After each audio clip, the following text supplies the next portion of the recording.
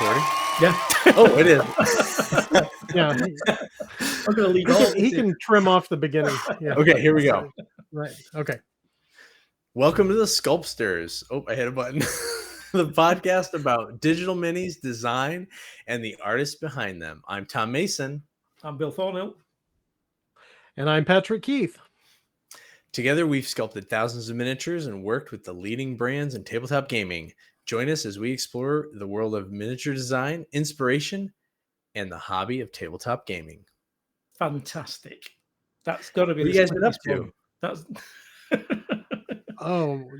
That's tons of stuff. Hobby-wise. Who's up first? Who's up first? I'll tell you who's up first. Is Tom's up first, actually. Oh. What have you been up to, Tom? I just asked you guys, and it's me. It's you. What It have is I you. been Okay. up to? So I'm, people might notice we're a little bit behind. I thought about not mentioning that, but I wanted to just because I needed to say that it worked out because I would have had nothing to show for myself because I have been inundated. But I did get a chance to do a little bit more painting on this Regult Battle Pod. There, not much, but just trying to figure out how I want to approach this. I'm getting some flat colors on.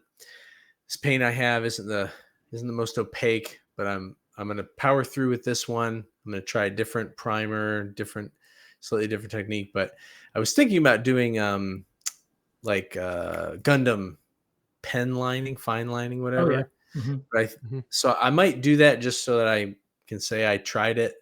But I think I'm going to go back to my tried and true, which is to do little Nuln Oil, modern, whatever their new formula is, wash, and then do a little bit of cleanup. I like how it gives a little bit of gradation and it still fills in those grooves pretty well. With oil washes for something like that. Ooh, no, because you can kind of wipe that away, right? Yeah. It makes it much cleaner if you're doing pin lining. I find it makes really heavily dilute it, and it'll just run through all the cracks, and then you just use regular turpenoid or whatever with it. Spirits, white spirits. Yeah, I use turpenoid. Well, that's like a brand or something. I think I've got a can of it around here. Oh, okay. Yeah. It's a low to no odor. Oh, right. So, okay. Yeah. You got to be careful because you don't know when it's filling up your space. But I use that. That's the thing. Just because it's odorless doesn't mean it's not bad for you. Right. We'll have to try that. Yeah. So just get some oil paint and dilute it down really well. There you go. Boom. Yeah. I thought it was just I thought you were just making up a word for turpentine. Right. Yeah. No, it's an actual thing. Yeah. I missed that one. I use that. The one with the Mona Lisa on the front. You can get that really is art. Yeah. You can't. I think I have some of that actually. It's very good. Yeah. But yeah, I'd give a pin wash a go with oils. They'd be quite. I think it'd do pretty good on something like that. Well, I know that's what a lot of professional modelers they'll use. They don't use ink washes. They'll use an oil wash because it runs better in all the grooves.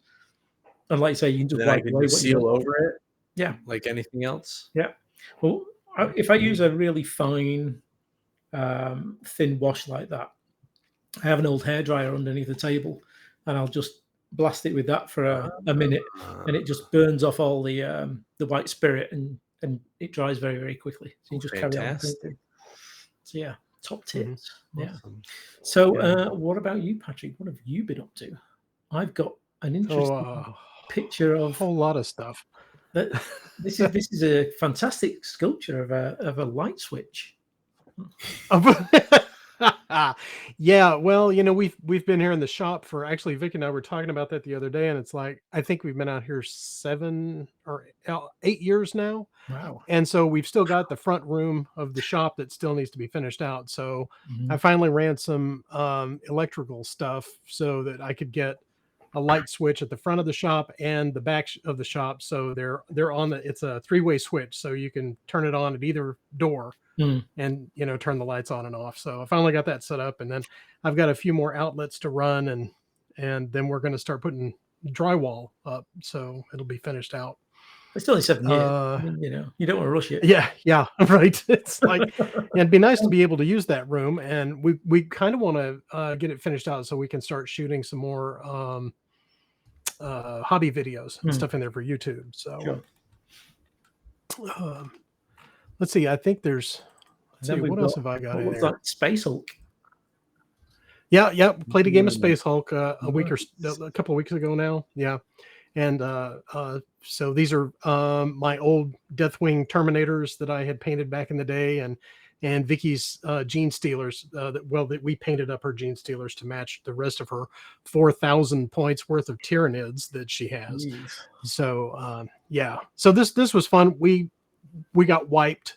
It was the rescue the cat mission, and the cat, the Gene Stealers wound up, swarming us before we got halfway through the map, and As they do. so I think there was Like like most games. yeah. So that was about right. I got a little bit of painting done on my my first squad of Nice. Cadian shock troop guys, the Nice. shock troops They're for great. the 536th Skyborn Gravediggers is what they are. Yeah. So so this is the first squad, and then I've got working on the Sentinel next. So I got some sub assemblies done of that. It's over here on the workbench, ready for primer next. So I'll I do prime like that that up and then Sentinel start working on it. That's probably one of the probably one of the nicest figures in the Imperial Guard army, I think. Oh, that's a great kit. Yeah. I'd Really cool. like to have a couple more of them if I could. Yeah, it was quick to put together. It was really fun, and so I'm looking forward to doing the desert camo kind of effect on that, and see if I can sponge that on there. Yeah. So I got one for my Gene Steel Occults army. It's still in the box, obviously, along with half of the occult, but it's there, Right.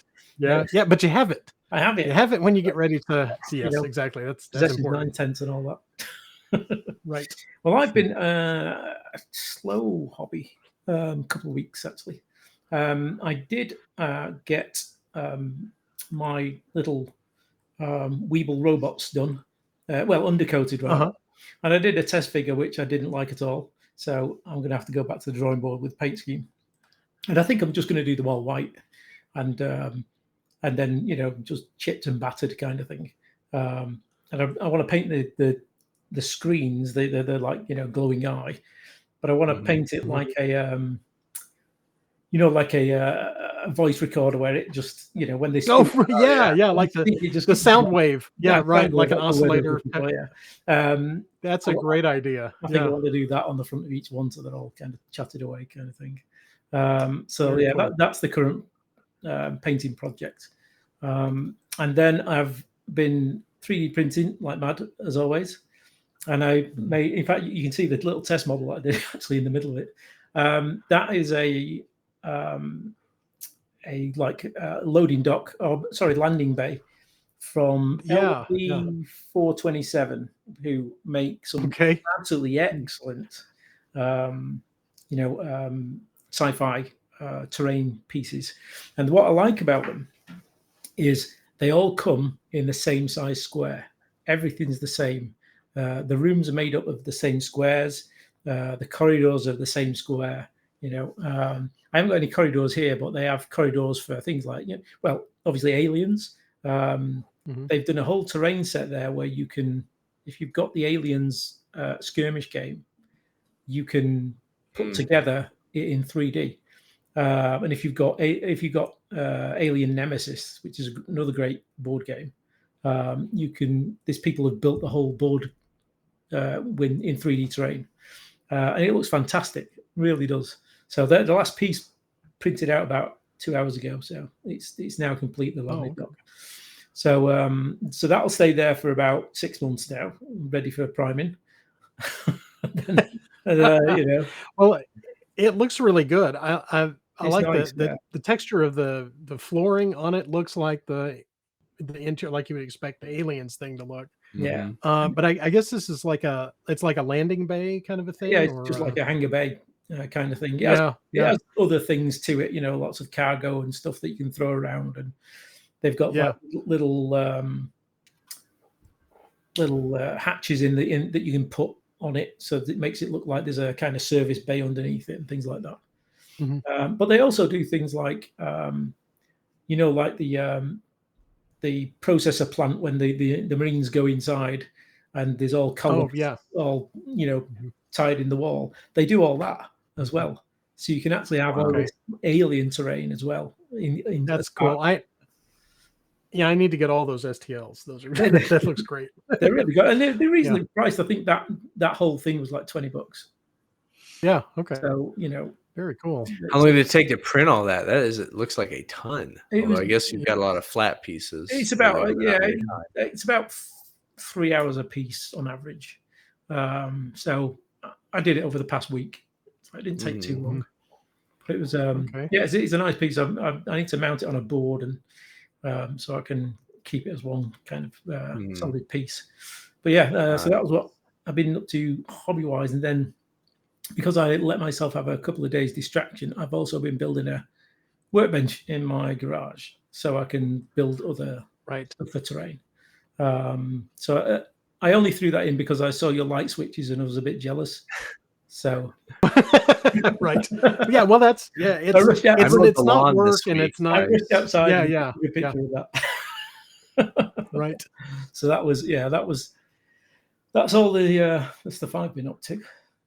Well, it looks pretty sturdy. Yeah. Awesome. So far so good, and it kind of didn't break under my weight, which is another bonus. So yeah. Right.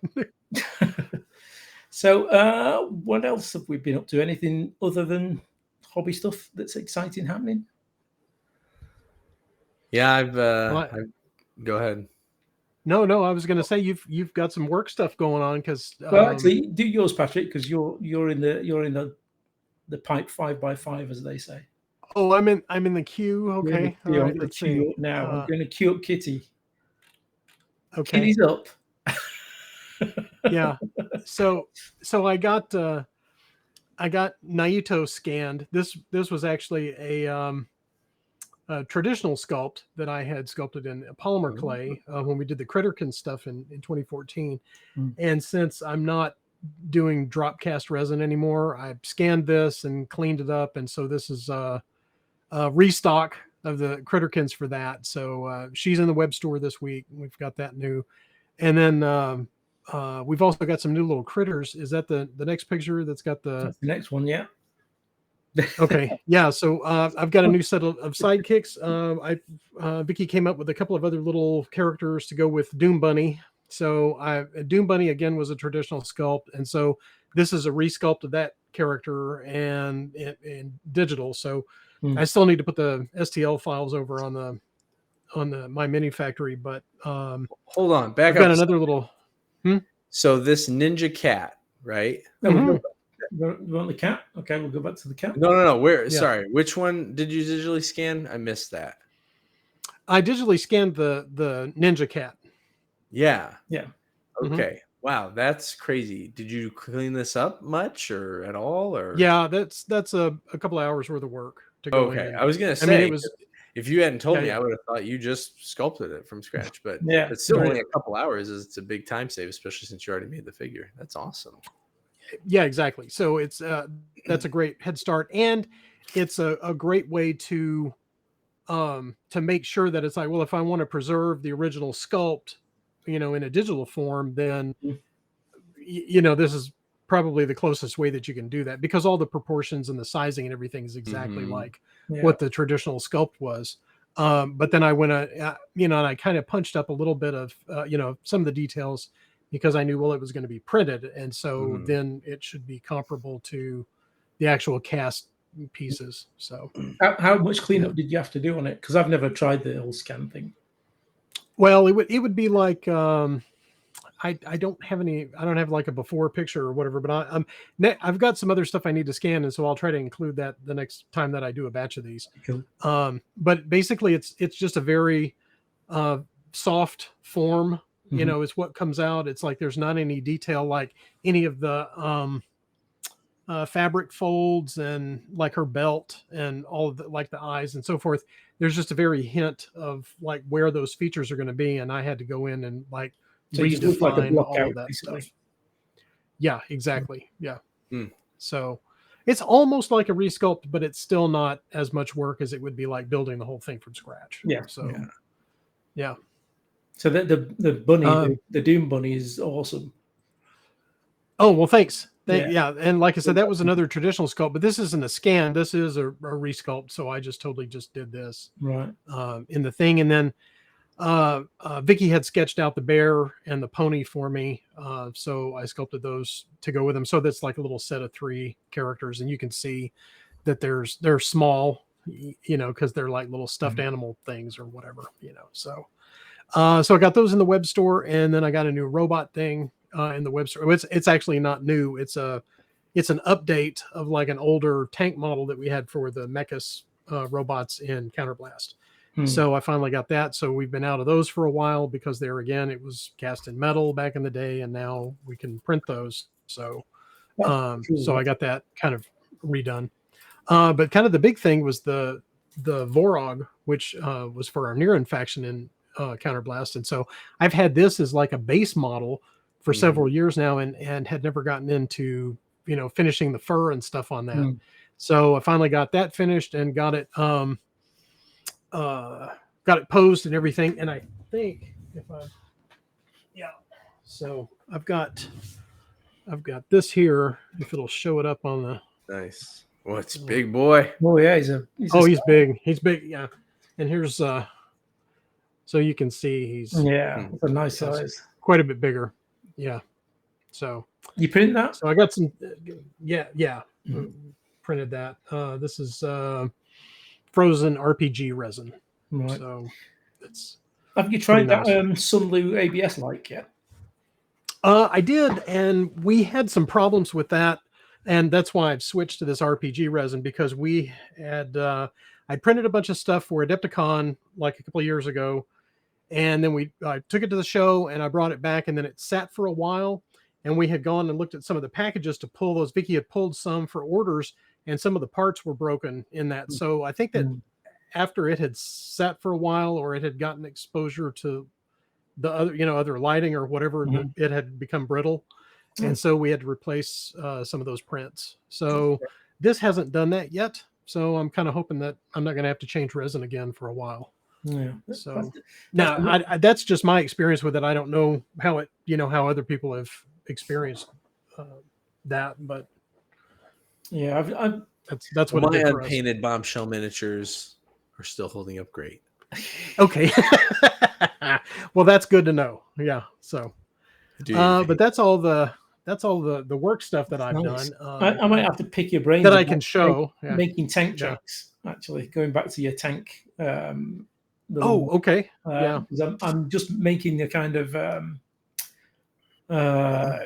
servitor, kind of automaton, kind of a Hulk beast, but he's on tracks, and I've not made tracks in ZBrush yet.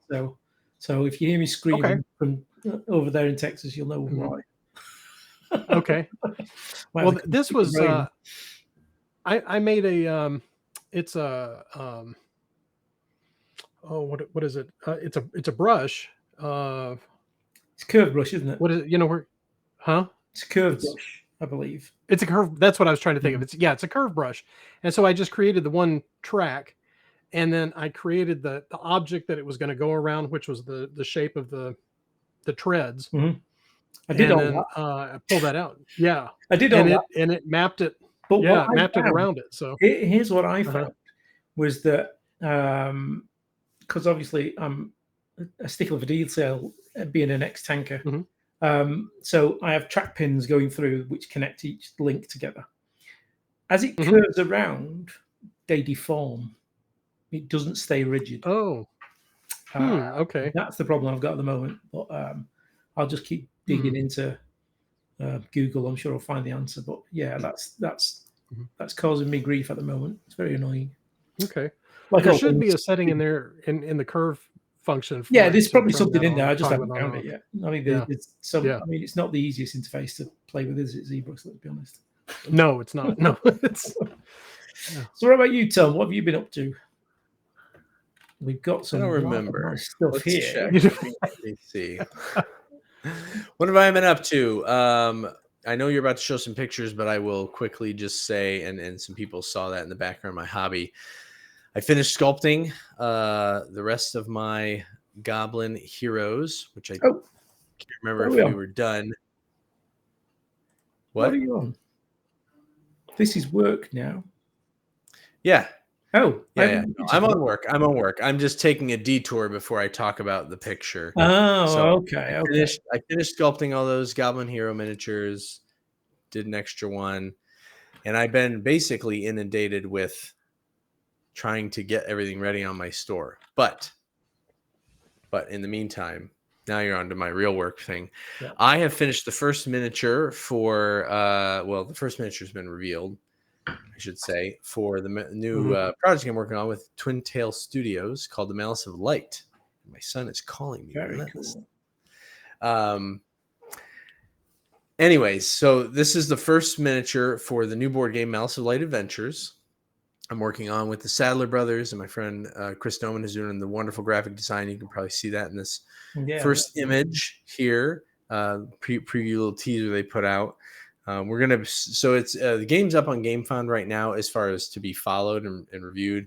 That, by the way, that's a really cool system, and I'm definitely going to be using it on my next project. Kickstarter's trying, I think, to do some of the tools and some of the things that they have and they do, but GameFound seems to do it a lot better. There's much more of like a community aspect, and there's a lot more tools that make it more interesting to follow, almost like a Facebook page or a newsletter. And so they've already been teasing out lots of little things, and now we got this out there. This is what I'm going to be my main focus. So I'll be sharing more of these updates on the future Sculptsters episodes as well. But anybody can search the Malice of Light Adventures on GameFound. And are these 32 mil or? Yep, 32, about 32 mil. Yeah, he's a beast. Yep. Yeah. The armor came out really well on that. Thanks. That's cool, yeah. man. Well, speaking about, it was almost like doing tank treads. I had to make the. I think I actually, because I was having some trouble similar to what not the exact same problem Bill was having, where it was skewing. I just couldn't get things to line up just the way I needed them to. So I did end up doing a curve brush, but there was a couple spots I ended up just having to drop in individual scales and manipulate them. But it was also nice getting back in the saddle doing humans. I've been on goblins for so long, kind of switching gears, getting more detail, being a little more realistic. Even though I have a stylistic approach to my work, you still got to look right. Yeah, he looks cool. Yeah, first one done. Yeah, another 20. Yep. I got 20 more to go. Nice. Well, I'm looking forward to seeing the rest of them. Yeah, I mean, have you started the next one? Oh yeah. Yep. Well underway. I've got sketches on a whole bunch of others. I'm nearing completion on the next one. So. Cool. So we'll get another one. Hopefully, but I'll have a few to show next time. Cool. Well, I've been unless they haven't revealed them on the GameFound, then I got to hold them back. No, okay. That's fair enough. All right, I'm done. Are you sure? I can hold up. So I dipped my toe in the silver bayonet this month, and I made this rather arrogant British officer for the Brits, and I decided I don't know, I can't remember whether I mentioned it last month. I think I did, that I'm going to do a historical version and a silver bayonet version now, because it's only a small conversion, so it just makes sense, and it's people who just want to do historical, they can just do historical. But I kind of like him. He's an arrogant bugger, so he came out rather nice. I love all the details on that. Yeah, that's great. The silver bayonet stuff gives you that ability to throw all this accoutrement on, and he's got garlic on him, and crucifixes, and he's got a little and a rosary, and he's got a little pouch on his wrist there full of hemlock or something, whatever. And obviously he needs another pistol over the other one. So he was fun to do, and I'm going to be working on the regular infantry this month for the next lot. Did you say, and you, sorry if cool. you said this, but is the reason that there's two versions is one specifically for Silver Bayonet, or is there a game effect? Okay. It's just the look of them. So the Silver Just Bayonet help ones, theme it more towards that. Yeah, for the Silver Bayonet, I add things like the rosary and the like garlic and all the stuff that keeps away horrors. Basically, they carry wooden stakes for getting rid of vampires and things like that. So they're kind of good fun to do, and it makes the figure more interesting when you've got all this stuff on it. I try not to overload figures really with lots of detail because it's just takes longer and longer to paint them. But in this case, it's Napoleonic, so you're going to spend a long time painting it anyway. So it doesn't matter really. You've got to have a certain painting stamina for Napoleonics, I think. So the other thing I dipped my toe into was I made these two skeleton warriors, and the reason I made them was because I discovered this game called Necropolis, which is it's free. The rules are free on their Discord channel. And it's basically it's like Mordheim, but in the City of the Dead. So all the factions are made up of either like ghosts or ghouls or skeletons. So they search for bones, blood, or like essence, life essence or something like that. And I just like the idea of it. And it's played on a 16 by 16 inch board. And the idea is to make a really cool bit of terrain because it's just a low model count skirmish game. They emphasize making these builds for elaborate game boards. And so if you go on their Discord channel, you'll see people make up these all weird and wonderful boards, which some of them are absolutely outstanding. So yeah, I just got bit by that, so I decided to make a couple of skeletons and as a starter for that.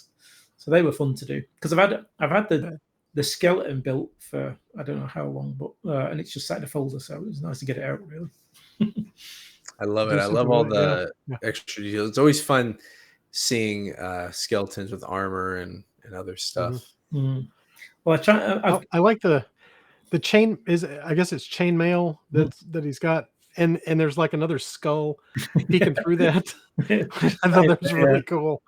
Yeah. Yeah, I can see that. Yeah, just there, peeking out. Yes, that's his. That's his best friend. So yeah, they were fun to do, and I kind of copped out. Well, not copped out really. I designed them with lots of rags on them because it'll make the figure more robust. But as we all know, a skeleton is not the most robust thing when it's used as a tabletop piece. So I tried to tough it up with the rags and things like that. So I think that worked. Cool. I got all my little SecBot droids finished and uploaded. So they're, like I said earlier, they're on the table now. And last of all, I did a clue marker for Silver Bayonet, which is just a simple sanding zone, but it's kind of fun to do. And now I want to do Stonehenge as a big terrain piece. Right. But yeah, it's I'm trying. It would be Spinal Tap sized for the tabletop, I guess. Yeah, well, it's about that one's about 40 mil high. I think I made it, so it's quite okay. But it's they have in Silver Bayonet they have clue markers that you go and investigate to find things. So, and it can be anything that the clue marker. You can put a bucket, spuds, by the side of the road. They just got to investigate it. So you can just almost do anything. Well, the engraving on that, did you do that with just like a stylus to just draw it freehand, or is it something that you had like an image? I drew it on with a mask. I was going to ask. Okay. And then just deflated it, and it just draws it. And then deflated it, into it. Yeah. Okay. Yeah. Yeah. It's sometimes the easiest way of putting, either relief or Did you do that before or after the texture? Sorry? Did you do that before or after adding? I did it after the texture. Yeah. Oh, that I did not realize that. I was trying to figure out how you got the texture into there. Yeah. So, okay. I put the texture on, and then what I did afterwards was I just went around with a brush and rounded off all the edges and chipped them so they didn't look too harsh, so it looked like Yeah. worn away stone. Like mechanical, yeah. Yeah. Very Yeah, cool. otherwise it looks too stark and unrealistic. Right. Oh, that's cool. That's nice. It's kind of nice just to do a little bit of terrain each time you're doing stuff, just for a break, I find.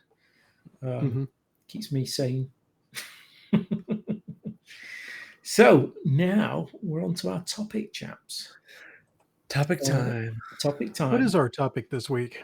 Topic this week is choosing our favorite traditional sculpt that we've done, and then our favorite digital sculpt we've done. And obviously, because of the span of years we've all done traditional stuff, some more than others. And we're going to kick off with Tom first. All right, I have picked more than one. Unfortunately, You did. Well, bear with me, because so did I. Okay. Kind of. All right. Well, so yeah, as Bill said, we've all around the block. We got in well after putty and everything was well established. And have we all done putty and Fimo or polyclay and digital? Or Bill, you never got into the polyclay, did you? No, I didn't. I tried it and just couldn't get to grips with it. It was just too fiddly for me. So I use Procreate pretty much all the time. Okay. Yeah, which was fun. Well, I'll let you talk about the Procreate, and I'll focus on with my first sculpt. This is the CCC Heavy Assault from Mercs. This is probably one of my favorite sculpts of all time. It was not the first, but it was the second sculpt that my friend and I, Keith Lowe, collaborated on. He did the concept when we were first formulating and putting together Mercs, the idea of this line of Mercs. It was before it was even a game. But this was the figure that I had always worked and tried to do dynamic poses, but for this one, I really pushed it. And there was a lot of technicality going on. It's a really fantastic dynamic pose. And it challenged me too, because of that, all the dynamic posing and everything. I had to do a lot of pieces, so I was figuring out how to make things connect. And there are definitely some things that I think could have been done a little better with that. But man, when you see this is painted by Angel Heraldez, super famous painter, like really early on in his career. Very fortunate to get him to paint our figures, and it just looks even better. Yeah. I remember seeing these. The first time I met you at Adepticon was yes, I was leering at these through the plexiglass. Yep. These were genuinely just superb models. And I actually got I don't remember if it was an honorable. I think it was like an honorable mention or something for the miniature of the year on. What was that? It was Tabletop Gaming News, I think it used to be called, way back in the day. Yeah. They used to do these miniature awards, and didn't win, but definitely got recognized. So that was pretty exciting as well. Yeah. But I still get compliments on this figure, get asked about this figure to this day. So that's why it's probably my number one. If I had to pick one, I would pick this one, but I picked a second one. And this next one is the Goblin Baddie. He's a little king, or fancies himself a little king. He's got his little paper crown, blanket. I did a sketch of this. This is when I was still kind of formulating what I wanted the Goblin Menace to be. And I was like, well, maybe there's little goblin brats and there's big goblin baddies or bullies. Might still do more with the baddies and bullies, but for now there's just the baddie. But the reason that this sculpt is pretty meaningful to me is I had not done a traditional sculpt for a while. I don't think I had done any for a while. And for this guy, I decided I wanted to go back. I wanted to just make sure I still had it and do some traditional sculpting. So this one is primarily done in Fimo. Obviously, you can see plenty of green stuff on there as well that I use to finish off certain elements and do things like the cape. But the reason that I love this figure so much is I think I completely nailed the concept art. This was also where one of the sculpts that really solidified the idea that I want to sculpt what I draw. I love to draw. I do at least a rough sketch for almost anything I sculpt, and it helps me kind of calibrate and solidify my style when I go to sculpt if I noodle around with the drawing first. Mm-hmm. So that's why he's this full of is my character. favorite. Yeah, he's and there's cool. a painted version there. The version's awesome. Did you That's paint by it? Mike Cousins from Epic Duck, who painted the very first Goblin for Goblin Menace. Mike Cousins, yeah. Nice. Yeah. Very, very nice. Love his work. He did all the Goblin Menace heroes for me as well for the main set. So that's exciting. So Very next cool. one is what? All right. Next one. Now we're going off to digital. This is the art piece. I did not draw this. This is done by the fantastic Aaron Manier. He's a guy that I've known since high school, prolific comic book artist and illustrator. And he helped me do some art for Havoc Protocol, my line of sci-fi miniatures, super long ago. And when I relaunched it, he did some more pieces for me. And this is the main villain figure for that. I love this figure because sci-fi, I love sci-fi miniatures, but I don't always love sculpting them. This one was done all digitally, but I had a blast doing this. Fantastic working from Aaron's art. I did take the opportunity. I did interpret and decide to do a slightly different pose because I wanted to do some different things with it. But being able to translate his highly detailed illustration into a miniature, still have it, and capture those sci-fi elements, was a lot of fun. Yeah, he's very cool. Not really nice paint job as well. Yeah. That was done by Chris McClure locally from one of the people that goes to, there's a local painting crew called the Llamas. You might know many of them.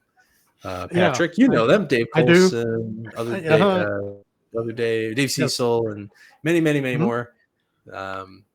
It's amazing how many fantastic painters are in here. But whenever you find one of these clubs, it's always like just breeds these fantastic painters. Right. So Chris is doing some more work for me on very cool. On the other villain as well. Yeah, very cool. He nailed that. Okay, what have we got? Last but not least, I'll just say a quick comment. I know. My goblins. I just love my goblins because, I kind of touched on it before with the baddie, but again, these were the first things that I felt like I truly, really designed myself, and I kind of made it my own. And, I've got a lot of figures under my belt with this. Yeah, with these guys too. Yeah, is it 2 Kickstarters you've had for goblins now?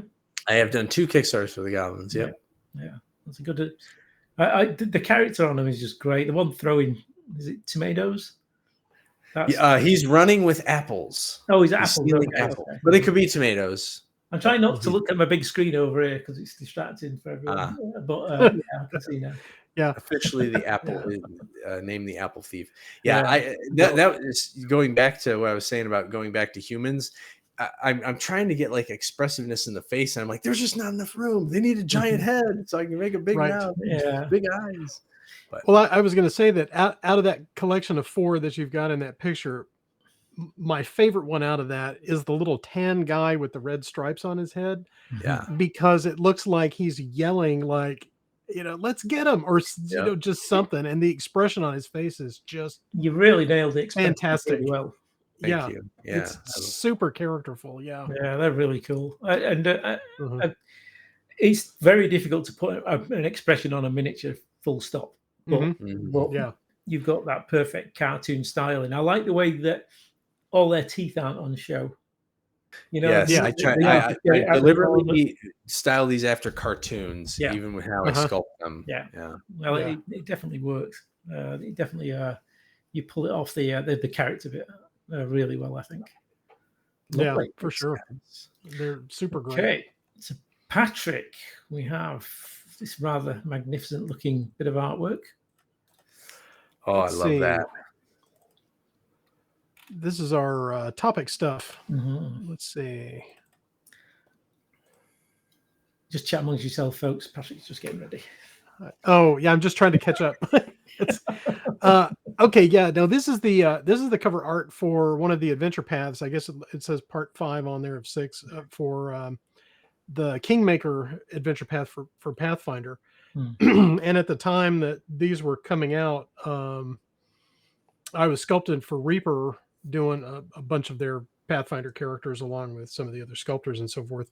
So I was assigned to do this character, which is King Aravetti. He's a villain in that particular module, that adventure. And there was a lot of stuff that I did, and this is sculpted traditionally in Procreate. That's why it's gray. It's kind of like green stuff, but I think the formulation on that, whenever the Craftmark had formulated it, they added additives to it that made it more suitable for sculpting miniatures, so it wasn't just a plumber's putty. Yeah, and so that's why I liked using it. It didn't have as much elasticity and so forth. Yeah, it was great. Yeah, it's that. Aside from the sculpting that I did in polymer clay, this was the stuff that I liked. If I was going to have to use putty, that's what I wanted to use, was this. And so for this particular figure, what I thought that I enjoyed the most out of it was sculpting the face, because he's got this kind of haggard, sort of grizzled kind of look to him, and there's a lot of character in that, and kind of a squinty eye sort of a look.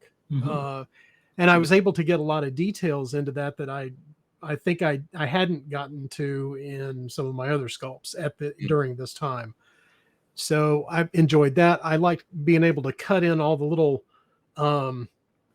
spiral details on the leather straps and so forth in there. Yeah. So that took a while, and and they pretty much look like the cover art, So I remember that popping up on Facebook when you first did it. Oh yeah, okay. Being very impressed with it. Yeah, it's a very cool figure. Thanks. Especially when you look at the amount of detail you've packed in, like you say, with the spirals and his little his body cuts on him and things like that. It's that's a fantastic piece. Yeah, there's a herringbone pattern on the wrist guard that you can see over there, and I sculpted that all the way around before I actually put the cloak on it, because I didn't know how far. Well, you don't know what's going to be shown, do you? So yeah, exactly. Yeah, so I just carried the pattern all the way around. But so that's that. I think out of all the traditional sculpts that I did, and I like that one probably the most.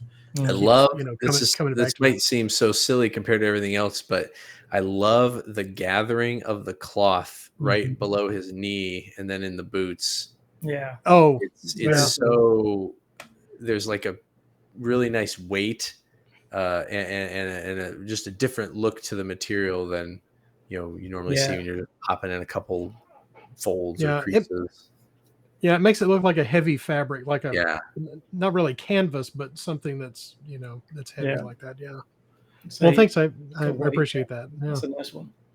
So your digital one. Yeah. So this is a 75 millimeter sculpt that I did. And this is based on this is for our line, for our 75 millimeter babes. But I sculpted this. It was a pre-existing character. I had done one smaller in putty previous to this, but it's based on one of Vicky's World of Warcraft characters.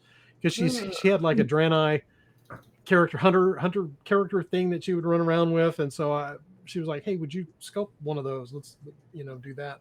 And it's not really exactly a Draenei, because it's, but I kind of used, what is it? It's inspired by. Inspired by, Inspired by. That was a great fallback. But there again, because it's not entirely a human face, there's a lot of human features that come out in it, and so I think that's one of the reasons why it's my favorite digital sculpt that I've done, is because there's a lot of character in it, and the pose is also very dynamic. I wanted to create kind of a, when you look at her from the top, she makes kind of a spiral in a way, the way that she's leaning forward and all of that. And there's just one connection point on the base for her. but I think even though there's textures and stuff on the leathers and all the little details and things, those are easier to do digitally because you can make those and then scale them down or whatever. Mhm. I think that I like the face on this character the most. Yeah, out of the ones that I've done. So looks really, really cool. yeah. Thanks. How do you? I mean, you do quite a lot of 75 mils now, don't you? Yeah, I think there's like 12 or 14 of them now that I've got in that line. Yeah, they're really, really nice. People should take. Thank you. Do they do well with gamers or? Yeah, actually, and it's and you wouldn't think so, but like we take them to Adepticon, and that's primarily like a gaming show, so a lot of tournaments and so forth. But we sell a lot of our 75 millimeter characters and busts at Adepticon. So yeah, I suppose you get a lot of people going there painting, don't you? So that kind of there's a good painting crowd there. Yeah. There's a big painting crowd, particularly with Golden Demon, because it's like even though they're entering Games Workshop stuff, they're looking for other things to paint, because just painting.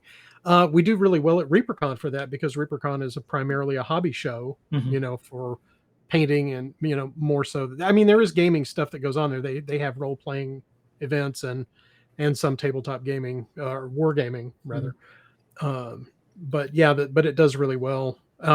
There's another show that's coming up. I don't know if I mentioned that in one of the other episodes, but there's it's Pigment that's going to be in Austin next summer, and we're going to be going and doing that. And they're trying to make it like one of the big European painting events or whatever like that. They're trying to build that here. So we'll see how that goes. So is this going to be its first year?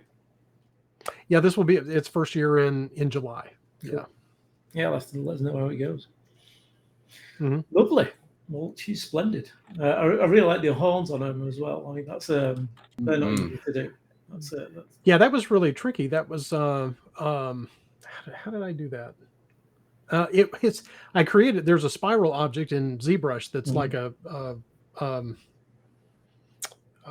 basic primitive tool. Yeah. And so once I shaped it, then I used like a UV mapping thing for like, they're actually, they're wooden shingles for like roofs. It was a texture that I had in a collection, and I mapped it along that. So it actually tapers towards the end and follows the spiral around. And then once I got that on there and, extruded it, or whatever, made it dimensional. Then I just went in with a little pen tool and touched it up and so forth. Yeah. But she looks awesome. But that's using the tricks, the tools and stuff. That's it. I mean, I've still not got my head around UVs yet, so that might be another fun. I'd like to work on that some more. Yeah. Because we don't do a lot, that's like an animation thing, like a lot of people that do animation stuff map colors and textures and stuff on there. And because we have to have dimensional stuff to print, then I don't really mess with that as much. But I see that it would be really useful for doing armor patterns like Tom, you were doing the scale mail and, stuff like that. Yeah, I thought about trying to mess with it, but I was like, I don't know how to approach this. Yeah.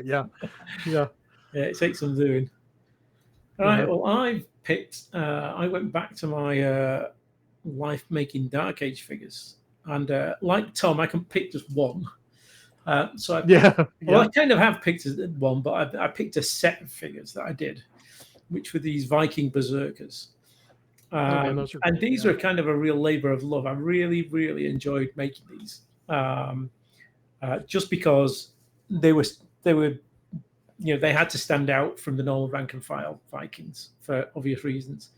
And so, I just went to town on them, and I had a lot of fun making them. But my favorite one out of them all was the first one I made, which was this guy.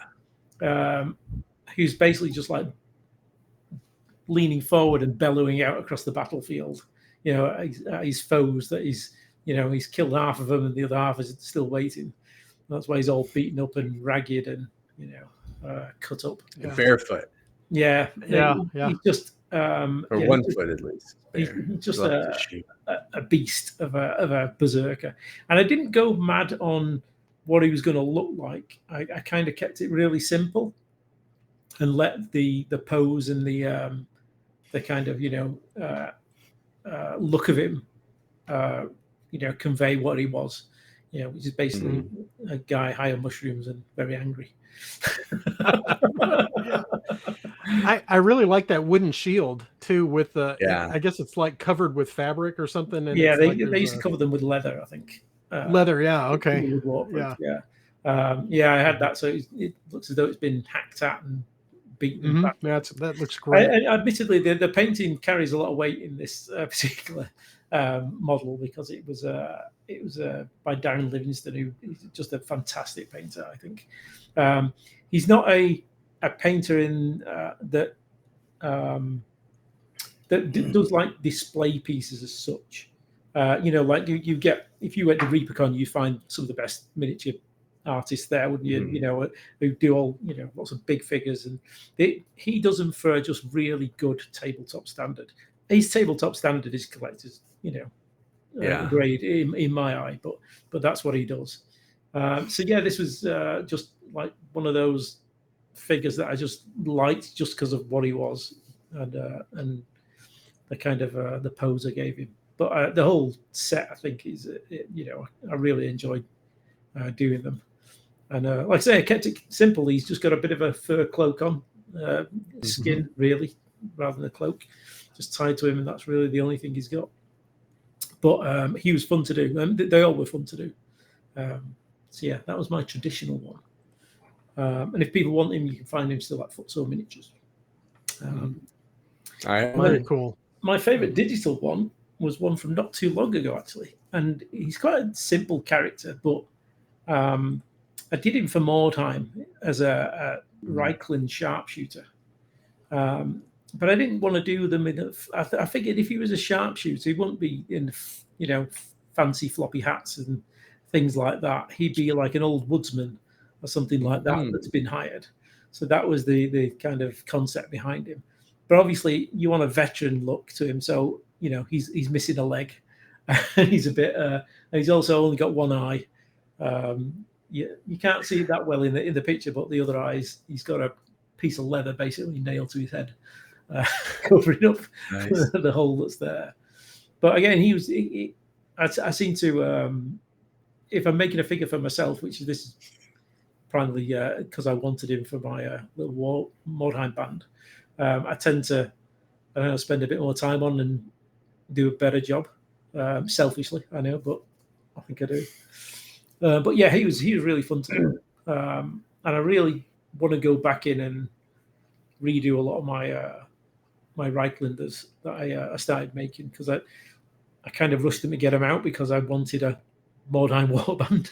So I need to go back and just spend a bit more time on them, I think, and give them a bit more love. I find myself going back to sculpts lately and just tweaking things that I wasn't happy with, which is a terrible thing to do, because it's a bottomless well, isn't it? Well, you know what? That's an interesting. Yeah, we could talk about that another time, because one thing that I've seen with a lot of individual miniature people like us, right, where we're doing our own thing, we make the thing, and we make the thing available forever, but which is good, and I actually like that, because I like going back and finding older sculpts and things. But I think there's something to be said. Like a lot of companies will refresh, right? And Privateer did this. They did it in game terms, but sometimes they were just like, "Here's a cool new version of this miniature you used to get." And it's neat to kind of update them and revolutionize them, and it just gives you. If you sat looking at a figure that you've made like 5 years ago, there's always things that you wish you would have done different. And I think one of the great things about digital sculpting is you can go back and do that with very little, effort. Whereas doing that with a traditional sculpt, you're going back and there's a lot of hacking and sawing and wailing and gnashing of teeth, and and then you've got to mold it all up and do all the rest of it. So that's going to give digital the advantage, I think. But yeah, he was fun to do.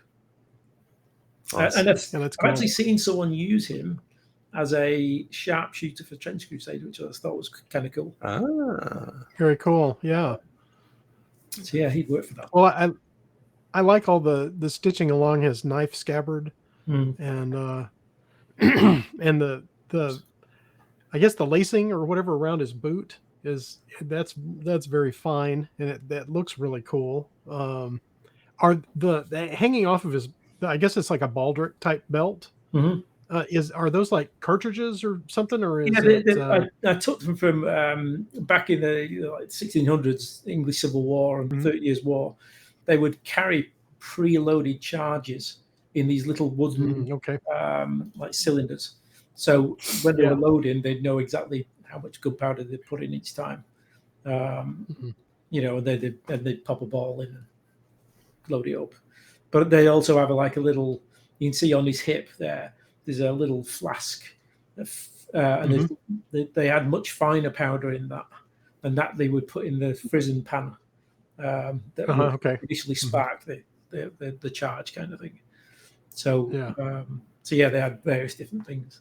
But yeah, he was a fun one. So I need to go back and do more like that. That's very cool. Yeah. Cool. Well, that was a nice little selection we had. I feel like it's we're going to have to do this with someone else, because I feel now that it's like a bit of an ego rub for us all. So we need to get someone else on so they can rub their ego too. Exactly. And we can see their stuff and talk about it too. That's right. Yeah. Well, we've got a list already made out of about, is it 13 people that we'd like to kind of. That's right, 13. So we're going to have to start knocking on people's doors and see if they want to come on and have a laugh with us. We'll talk about that off air. See who will pounce on first. Right. Okay. So the next thing is, what are we working on next? Are we doing that, or are we doing STL of the month? No, we're going to hold off on STL. Oh. We can do STL, I suppose. I don't care. As long as you're driving it. Okay. No. Well, see, now all of the viewers at home are going to want to know what the STL files are that we've picked. Exactly. So yeah. Okay. Tom spoiled it. We're going to have to do it his way. well, Bill, did you have STL files that you picked? I did pick one. Yeah. I'll go first. Okay. So the one I picked was by Bestiarum Miniatures, which is this kind of, I think he's a kind of vampire-y character. Oh, that's cool. But he's got like bird feet. Very, very kind of, standy outy look to him. But he reminded me of, do you remember the Gary Oldman movie Dracula? Yes, we watch that every Halloween. When he turns into the beast and he's ravaging Lucy on the on the tomb or whatever it was. The face kind of reminded me of that. And that kind of really grabbed me. And he's on my painting table now. He's got a wash on, but not much else. So I'm gonna try and get him painted up, and maybe I'll show him in a later episode. But he's available from Bestiarum Miniatures, who do some of the weirdest and most wonderful stuff. I've been on their tribes for I think about 8 months now, and they were churning out a huge amount of figures each month, but I think they've now kind of calmed down. I think it was becoming a bit too much for them, and now they're kind of having a more limited release each time. But it's still great value for the money. It's $10 I think a month, and you get a really nice set of miniatures. But they also provide for role players. They provide stats and background lore and things like that to the release. So that's pretty cool. And they were doing. Is this miniature only part of a set?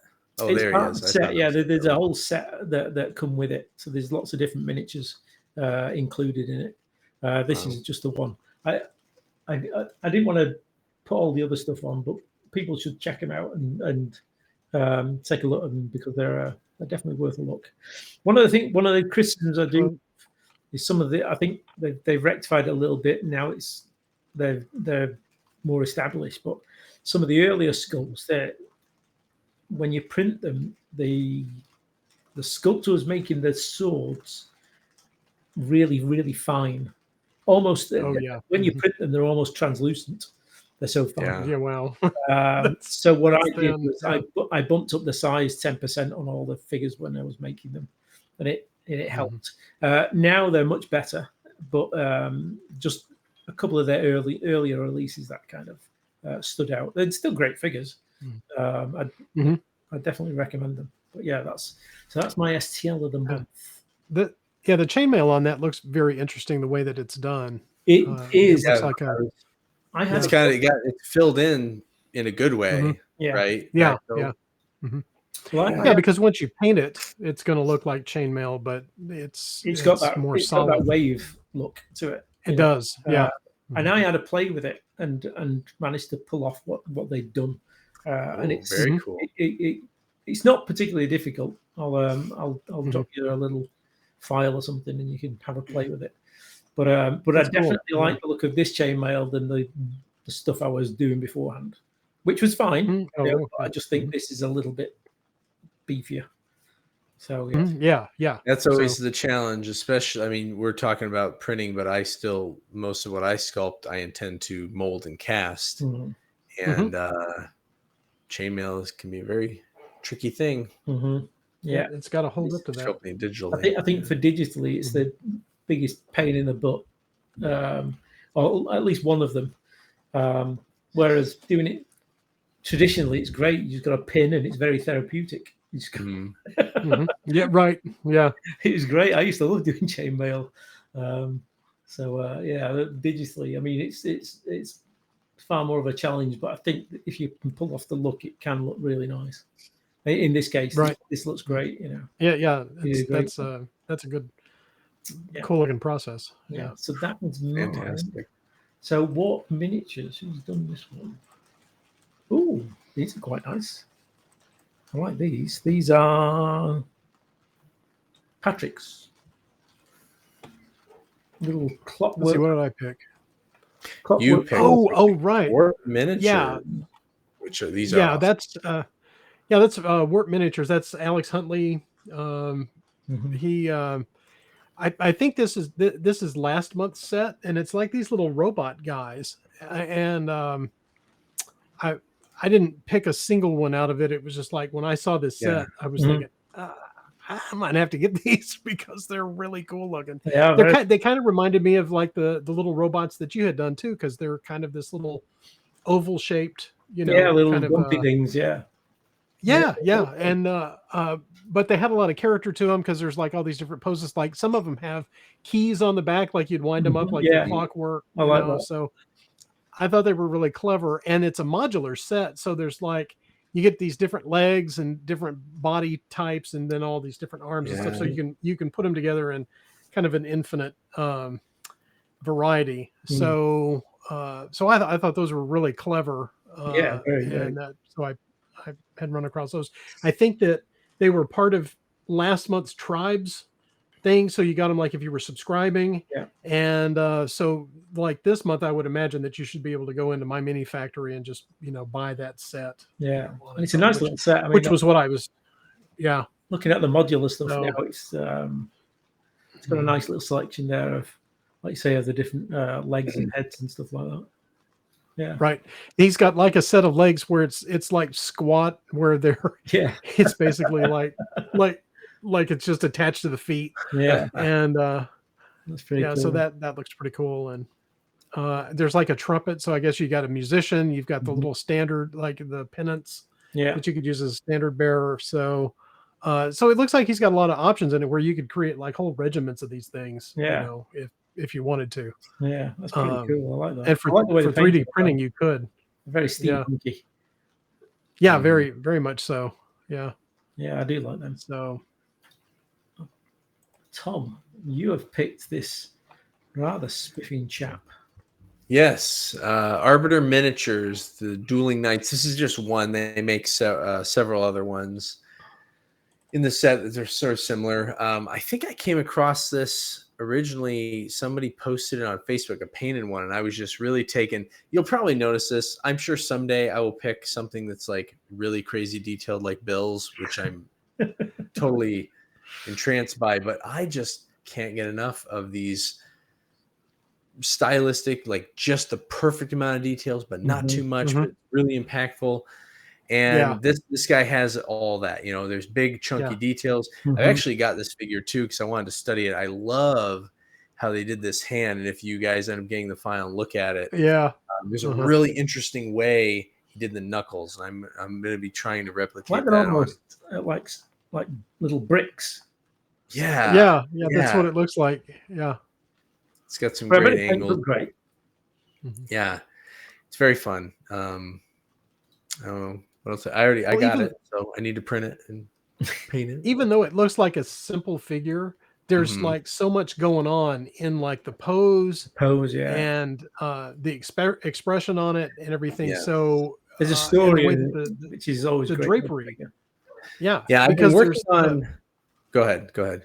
No, I was just going to say the folds in the drapery, have that kind of traditional kind of look to them, the way that they overlap and.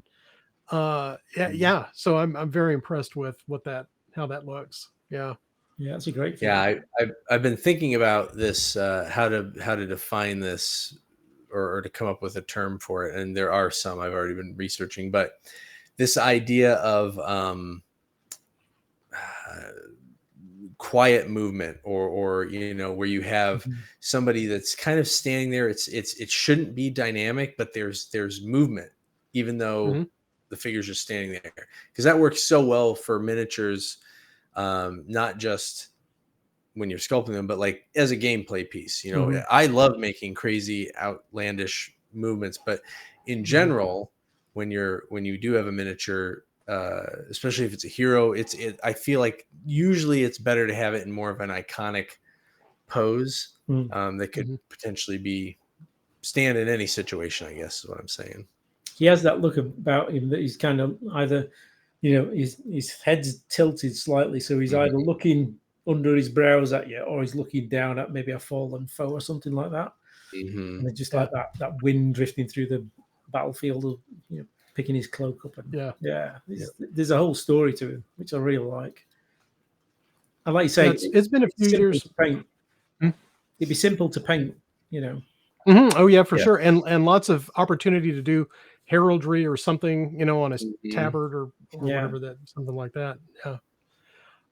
What I was going to say was it's been several years since I've seen that documentary Painting with Fire about Frank Frazetta, and I think it was I can't remember which art it was that was talking about it, but they were describing Frazetta's art where it's like even if the character was standing still, it looked like it was moving. And that always stuck with me about, a character in repose, that it's like, well, you can still create a lot of dynamic movement and a lot of mood and attitude and character and so forth, even if the character is just standing there. And I think that they've captured that, in this particular sculpt, as simple as it seems to be. There's a lot of stuff going on in that you can draw on. So I definitely consider getting that one, simply just to see what it's like with paint on it. I just think just to try it. Very good. Cool. That's a good pick. Good pick. So now it's what you're working on next, Tom. What I will be working on next for the foreseeable future, at least this month, is getting everything ready for the pledge manager for the Goblin Menace Heroes. I've decided to update a lot of images, and I'm doing a slight overhaul on my website too. So I'm trying to get all that ready before the pledge manager goes up. People can get their pledges and pick up anything else they like as well. And in between that, sculpting for the Malice of Light Adventures. So busy bee. Yeah. Patrick? Let's see. I'm still working on the Sisters of the Old Blood for Tabletop Time out in Australia. So got some more stuff to do on that. Is that the nautical looking people? That was the set that I did before. It's for the same setting because they're working on their own game setting for that. But these are going to be kind of like their version of this kind of steampunk sororitas kind of thing. Okay. So and there's a hint of like vampire stuff going on with it. I don't really have all the details about the lore and so forth, but it sounds really cool. So so I'm working on that. I'm also doing On Shadowed Streets for DGS Games, so I've got a couple more characters for that I'm doing this week, and maybe I'll be able to show some of that at some point. I'm not sure how much of that they're letting out right now, but we talked about it on one of their podcast episodes during Adepticon. Let's see. I've got some more stuff for us. I think the stuff that's coming out for us this month, I'm doing a little Halloween set of sidekicks. So I've got, let's see, what's in that set? There's like a little puppet, like a little scary scarecrow puppet thing. The Pumpkin Pal, which is like a little pumpkin sprout that walks around and kills you. And then I've got a little tree branch with a crow sitting on that. So I've got that little set that I'm working on. So I'm thinking that'll be out next week. And I've got another 75 millimeter character in the works that'll be coming out for Bombshell later this month. It's going to be the Esmeralda Braveheart, which is kind of one of our World War I pilot characters. Okay. Something like that. So yeah, so I've got some details and stuff to do on that, and she'll be out towards the end of the month. So, and then, whatever else I can pack into that. Oh, and also the thing that I'm working tonight is this cookie right here. So I am out of cookies this week. You're out of cookies. Oh, see, now we talked about this in the last episode, and so we were supposed to bring a cookie, and I have Vicky made these. These are pumpkin. What is that? It's a walnut. It's a walnut. It's a walnut. I'm trying to eat healthy. It's a Waldorf. What is that? A walnut that's gone off? Is that? It's a posh walnut. Yeah. Yes. Okay. Well, no. Vicky had made these. This is a pumpkin cinnamon snickerdoodle. Oh, so she made those from scratch. Yeah. So we could have somebody turned 58 yesterday. Yeah. I saw that. Yes. Happy belated birthday. Yeah. Right. So now I'm officially an old man. I'm so glad you're a year older than I am. That's awesome. Only for a little while. I think you'll catch up with me at some point. You're right. You're right. We just finished our snickerdoodles off actually, so I could have. Oh, did you? Okay. I could have held off and saved one. I would have. There you go. Maybe next. Yep. Next time. I have a confession. Now there's going to be a battle of the cookies. Yes. Cookie Royale. What's your confession, Tom? Yours? I have a confession. I forgot about the cookie, but maybe I subconsciously didn't or knew about it because I ate a cookie before we got on here. Yeah, well, if I would've just saved it, you should have saved it. Let Bill be the odd man out. Yeah, I brought this out here specifically for the show, just so that you guys would know that I remembered the last time, So and we even had. I think there were some comments. They had commented. Yes, they were. There were. Thank you, everybody. So cookies are an important factor in life, That is a fact. And is that all? Anything else? What about hobby stuff that you're going to be working on next? You got anything? Because I know you've got your new Instagram and YouTube channel, haven't you, for your hobby? Oh, for me? Oh, yeah. What am I working? Okay, so I'm working on the Sentinel, so I should be able to get that done this month because I've got a challenge thing, and then there's a new hobby video that's coming out tomorrow, and this isn't a recycled video like from the other channel. This is it's a new video finally. So I've got I'm sharing hobby tips and painting the sororitas kill team, the novitiates. Oh yeah. So that'll be posted on Wednesday morning, which will probably be before I think this airs officially on YouTube, or I don't know what probably I think the order of things are, but Thursday. Probably. So yeah. So that'll be available, whenever they see this. And then I'm also assembling a squad of Kasserkin that I'll also be doing in the same desert camo stuff. So that's my next hobby stuff. Well, that's a full month ahead. Yeah, I've got a lot of stuff to do this month. I've got I got a couple of things. I'm working on, like I said, some kind of cyborgs. I think that's going to be the next couple of figures, and then I'm filling out the British for the silver bayonet because people are banging on my door for them, so I need to get them done. Cool. So I'll probably do. Can I do some more of those? Aiming for about 4 of them this month, I think. Get all the basic infantry and light company done, and then I can do the kind of fancy stuff the month after, I think. But I've also just I'm gonna toot my horn a little bit there because this is quite exciting for me.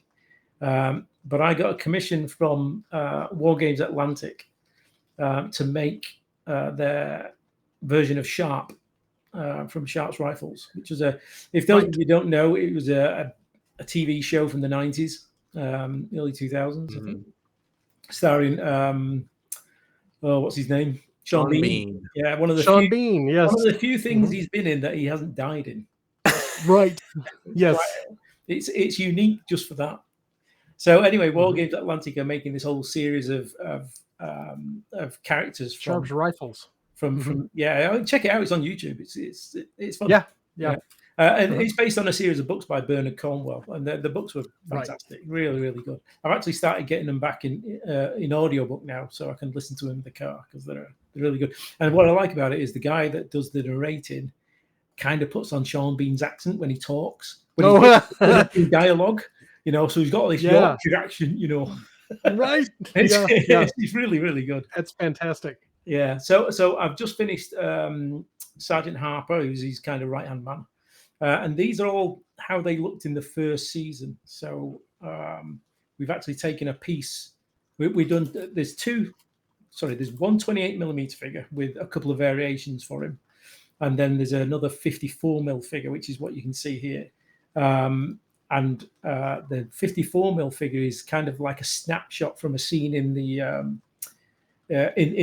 show, the first show, where Harper is he's like tied to a mule because he's basically been antisocial.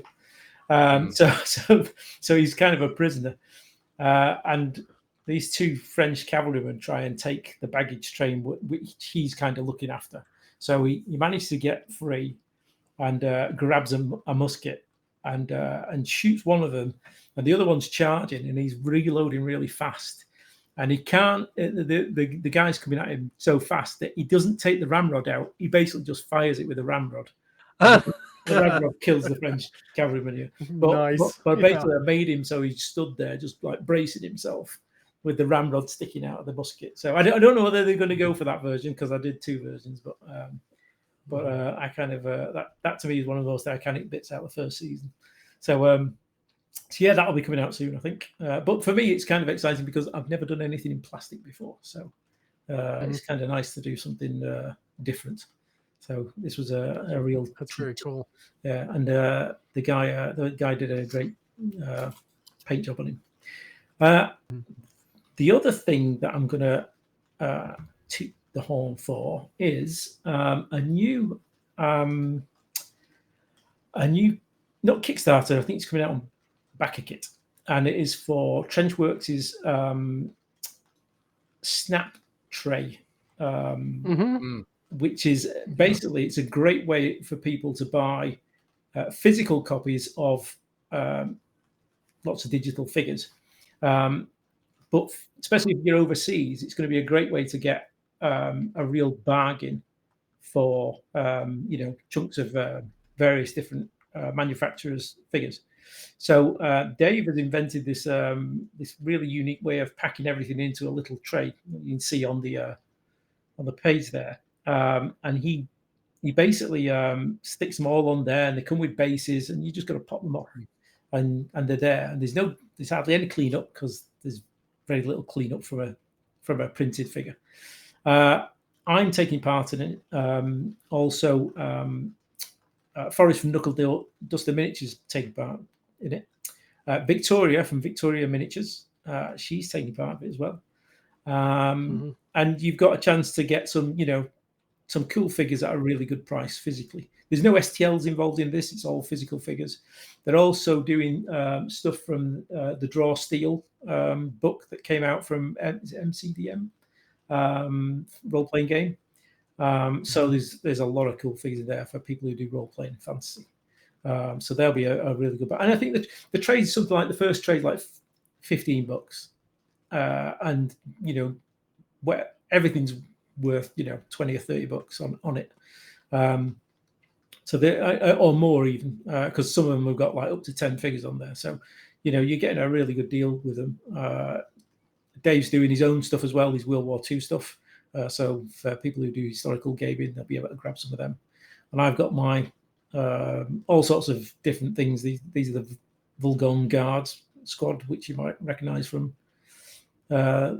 being inspired from a certain sci-fi movie, and some alien insurgents. But there's going to be lots more there, so people should check it out. I think it comes online in a day or two, so jump on back and go and check that out. Why not? So yes, okay, Awesome. that's all the plugging I'm doing. That's it. Okay, I don't know whether we did we do a question for the folks at home, because last time it was where would you like to sculpt from, which we got, it was a kind of interesting. We could ask people to share any if they've sculpted, share their favorite miniature. That'd be good. Yes, send them into us. Yeah, send them into us. I'll stick an email address down below for the sculpts. Yeah, and that'll be fun. That we'll try. Yeah, we can show them off next time too. Yeah, if you've got any figures that you've made yourself that you use in your games or whatever, or just something that you've made that you're kind of proud of, then yeah, stick a picture on an email, send it in to us, and we'll feature it on the show. That'd be great. Fantastic. Would love to see that. Yeah. Awesome. Okay, is that all business done? I believe it is. That is a wrap. Yes. We'll tell everybody where they can find us real quick. Mm-hmm. You want to go first, Bill? Yeah, you can find my stuff at Lost Heresy Miniatures on My Miniature Factory or lostheresyminiatures.com, where you can on the website you can order physical miniatures as well. On My Miniature Factory, obviously it's just STLs. But yeah, and you can find me on Instagram somewhere under the same name. Patrick? My stuff is always going to be on bombshellminis.com.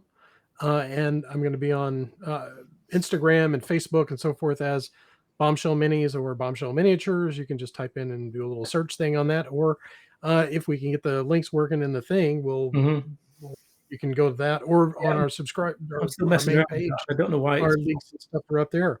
So yeah, and then my hobby stuff is always going to be over on Table Ready or Not now. So we've got a new YouTube channel over there for making hobby videos, and then I've got an Instagram account, Table Ready or Not, for my painted doodads and so forth. Yeah. Mm-hmm. Your doodads. Yeah. They're doodads. People need to check out your doodads, definitely.